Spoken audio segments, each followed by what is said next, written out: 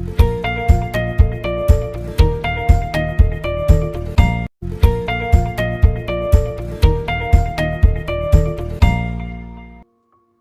The lord.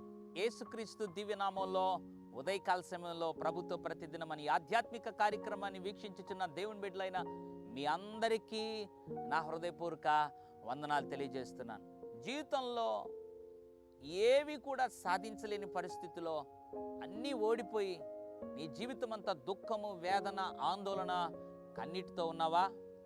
ఇక ఎప్పటికీ నేను సాధించలేను, ఇంకెప్పటికీ నేను పాస్ కాలేను, ఇది ఎప్పటికీ నాకు మా కుటుంబానికి అసాధ్యం, అంత గొప్ప కార్యాలు నేను చేయలేను, నా వల్ల కాదు, నాకు అసాధ్యం, నాకు అంత సామర్థ్యం లేదు అని ఉదయకాల సమయంలో యోచిస్తూ ఉన్నావా?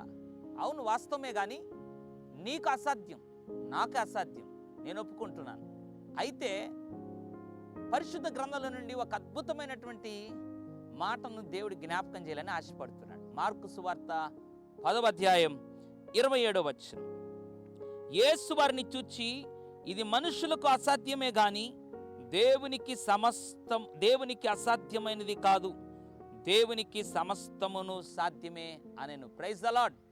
యేసు ప్రభు వారిని చూసి చెప్తున్నాడు అక్కడున్న ప్రజల్ని, ఇది మనుషులకు అసాధ్యమే గాని దేవునికి అసాధ్యమైనది కాదు, దేవునికి సమస్తము సాధ్యం. ఎంత అద్భుతమైనటువంటి వాగ్దానం అండి.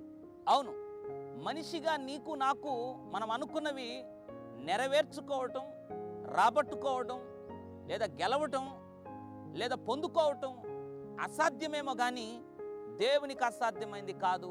అంత మాత్రం కాదు, దేవునికి సమస్తం సాధ్యం. అవును, నీ బ్రతుకును బాగు చేయటం ఆయనకు సాధ్యం, నీ వ్యాపారాన్ని ఆశీర్వదించడం ఆయనకు సాధ్యం, నీ రోగాన్ని స్వస్థపరచడం ఆయనకు సాధ్యం, నీకు కావాల్సిన సమస్తం ఆయన అనుగ్రహించుట ఆయనకు సాధ్యం, నీకు ఇల్లు కట్టించుట ఆయనకు సాధ్యం, నీకు వివాహం జరిపించుట ఆయనకు సాధ్యం, నీకు గర్భఫలం ప్రసాదించుట ఆయనకు సాధ్యం. లోకంలో ఎంతోమంది నువ్వు సంప్రదించి అలసిపోయి ఉన్నవేమో, మనుషులకు అది అసాధ్యం, దేవునికి సమస్తం సాధ్యం. ఉదయకాల సమయంలో మళ్ళీ దేవుడి మాటని జ్ఞాపకం చేస్తూ ఉండగా, దేవా, నేను నమ్ముతున్నాను, నాకు, నా జ్ఞానానికి, నా శక్తికి, నా కుటుంబానికి